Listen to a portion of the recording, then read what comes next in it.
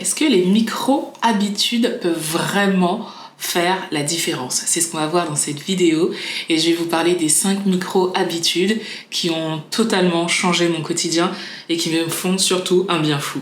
Avant de commencer cette vidéo, tout d'abord merci aux nouvelles personnes qui se sont abonnées à cette chaîne récemment. On grandit petit à petit, mais on grandit, donc c'est le plus important. Merci à tous ceux qui laissent des commentaires aussi, qui partagent leurs pensées avec moi, c'est super chouette. Je regarde vraiment tous les commentaires, donc n'hésitez pas à me dire ce que vous pensez de cette thématique ou des autres. Là aujourd'hui, j'ai envie d'aborder quelque chose qui, moi, a eu un véritable impact, comme je vous l'ai dit, sur mon quotidien. Et j'ai l'impression que c'est justement ce sont des habitudes que les gens sous-estiment. Beaucoup de personnes pensent que pour réaliser des choses, il faut forcément en baver ou que ce soit long, comme par exemple faire 1 heure de sport tous les jours ou des choses comme ça, être dans l'extrême, alors que des micro-habitudes ont montré leur efficacité, peu importe le domaine dans lequel vous avez envie d'exceller. Les micro-habitudes, en fait, ce sont des petites actions simples, réalisables en quelques minutes, hyper faciles à implémenter dans vos actions du quotidien. Et en fait, ça a un effet vraiment cumulatif qui entraîne des transformations vraiment significatives sur le long terme. Les avantages des micro-habitudes. Alors, les micro-habitudes demandent peu de temps et d'énergie. Par exemple, c'est plus facile de se dire que je vais lire 1 page par jour que de se dire que je vais lire un chapitre entier par jour. Il y a aussi un effet boule de neige. Par exemple, se dire que vous commencez par 2 minutes de méditation au lieu de 30 minutes, c'est 2 minutes de méditation. Et peut-être qu'après, vous aurez la force, l'énergie, l'envie de basculer sur la séance de yoga que vous n'avez pas faite depuis très longtemps, puisque avant vous aviez 30 minutes de méditation et qu'après vous n'aviez pas du tout envie de faire autre chose.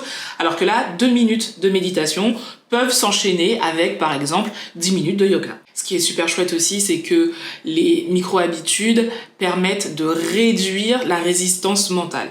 En fait, quand vous avez des micro-habitudes, leur simplicité va permettre d'éviter l'autosabotage avec des projets beaucoup trop ambitieux et volumineux en réalisation. Évidemment, ça va aussi renforcer l'estime de soi.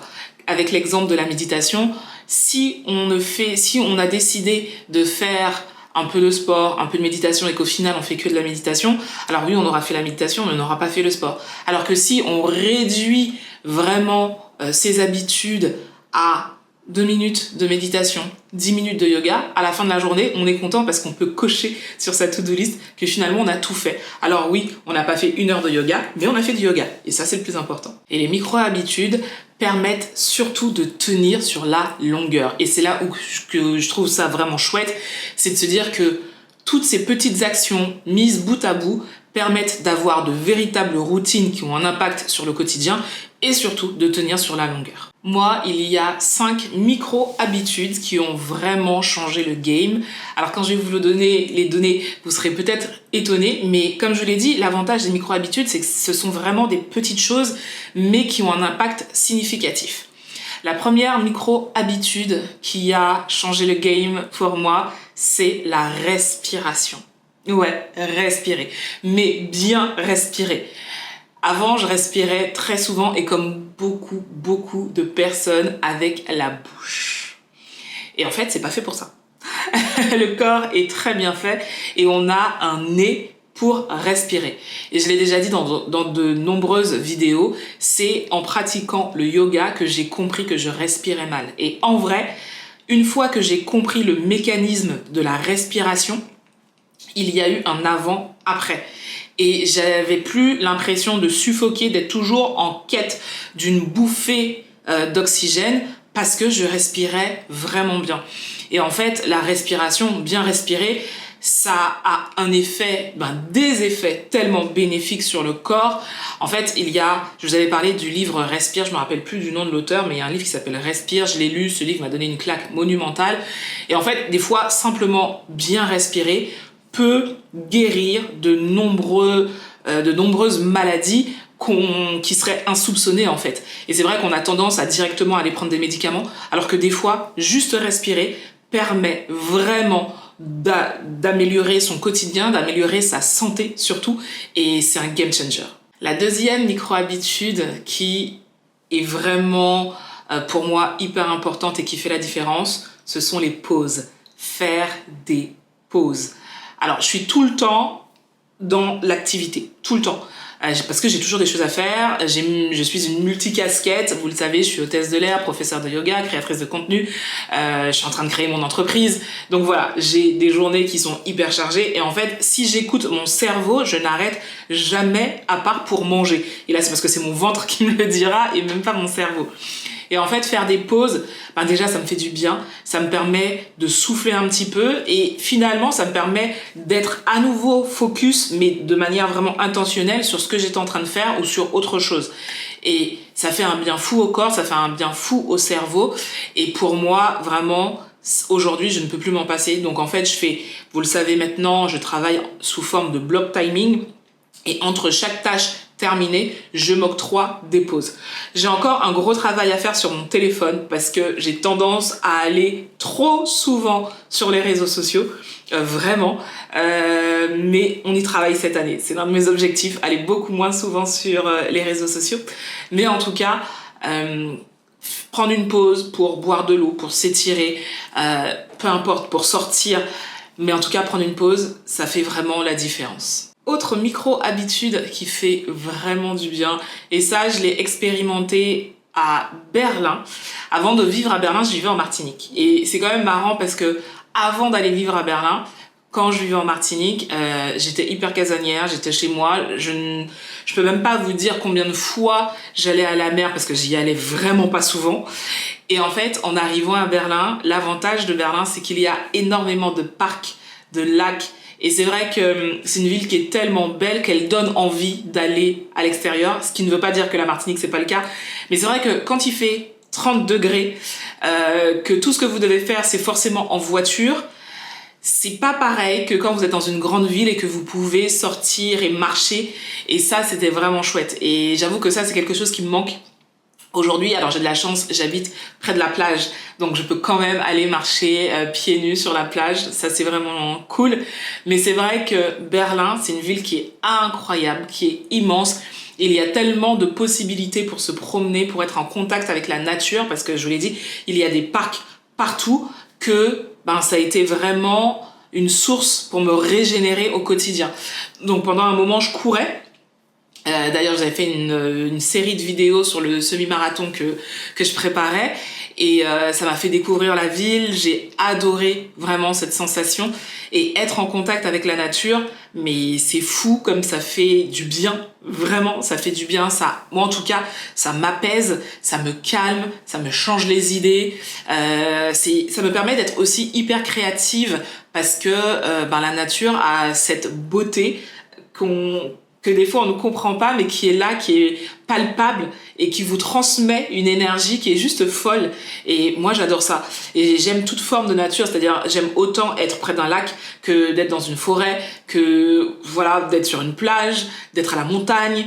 En fait, chaque élément vous apporte quelque chose, je trouve, et j'adore. Donc vraiment être en contact avec la nature, ça c'est hyper important pour moi. Micro-habitude essentielle pour moi, c'est le ménage. Pourquoi je dis micro-habitude ? Parce que chez moi, le ménage, c'est vraiment une micro-habitude. En fait, je fais en sorte que ma maison soit toujours propre. Toujours. Donc c'est vrai que je n'ai pas de charge mentale concernant le nettoyage de ma maison. Vraiment. En fait, l'astuce que moi, j'ai depuis des années, c'est que si ça prend moins de 2 minutes, je le fais tout de suite. Par exemple, je vous donne un exemple tout con. Quand j'ai fait une lessive, que je vais ramener les vêtements qui étaient étendus à l'extérieur, plutôt que de tout mettre en boule et de me dire je vais faire ça plus tard, si j'ai pas beaucoup de vêtements, je le fais tout de suite. Et en fait, je trouve que retarder l'échéance du ménage, c'est une charge mentale qu'on s'ajoute. Alors bien sûr, moi j'ai de la chance, j'ai pas d'enfants, on n'est que 2 à la maison, et 2 adultes, donc c'est beaucoup plus facile, donc ça j'en ai conscience. J'imagine très bien que une maman célibataire avec 2 enfants qui en plus seraient petits n'aurait peut-être pas la même énergie, la même volonté de tout faire tout de suite. Ça, j'en ai conscience. Là, je vous parle vraiment de moi et de ce que je vis moi. Mais en tout cas, c'est vraiment ce que je fais. Si ça prend moins de 2 minutes, je le fais tout de suite. Donc, ma maison est toujours propre. Et c'est pour ça que ça devient une micro-habitude.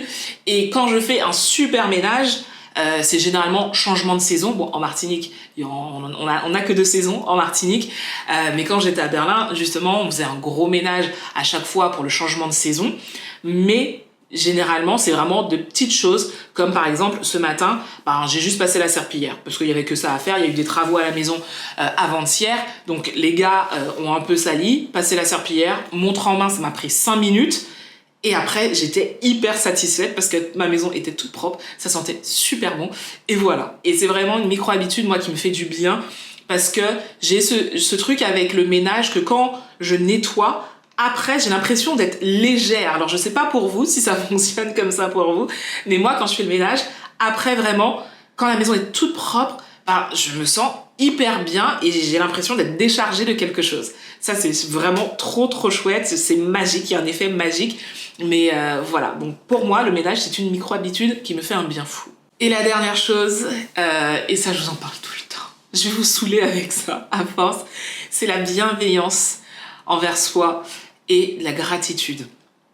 Là, je vous en parle depuis des années. Vous le savez, je pratique la gratitude, mais envers moi. C'est-à-dire que il y a la gratitude de ce que vous vivez au quotidien, donc ça peut être tout et n'importe quoi, et ça peut être lié à des personnes qui vont faire des choses qui vont vous faire du bien.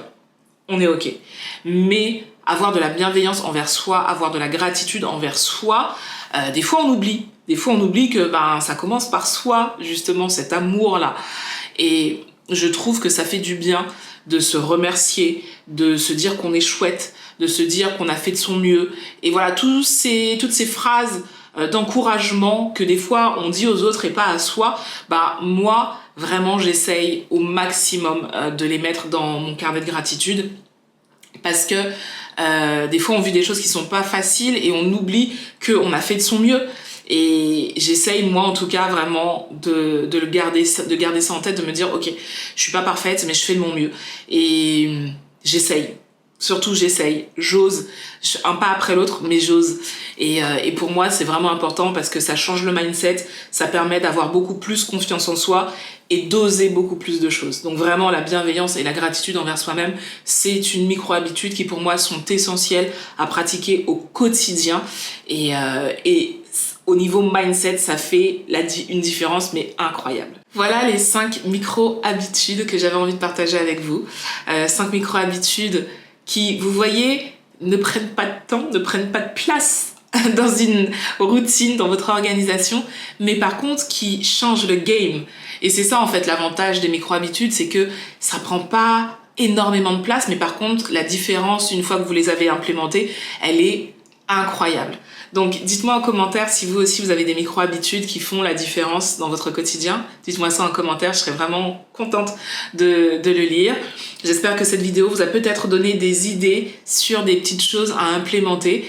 N'oubliez pas que le plus important c'est vous et votre bien-être, parce que si vous n'allez pas bien, le reste n'ira pas bien non plus. Donc pensez à vous. Cette vidéo se termine maintenant. Comme d'hab, prenez soin de vous, prenez soin des gens que vous aimez et je vous fais de très gros bisous. À la semaine prochaine.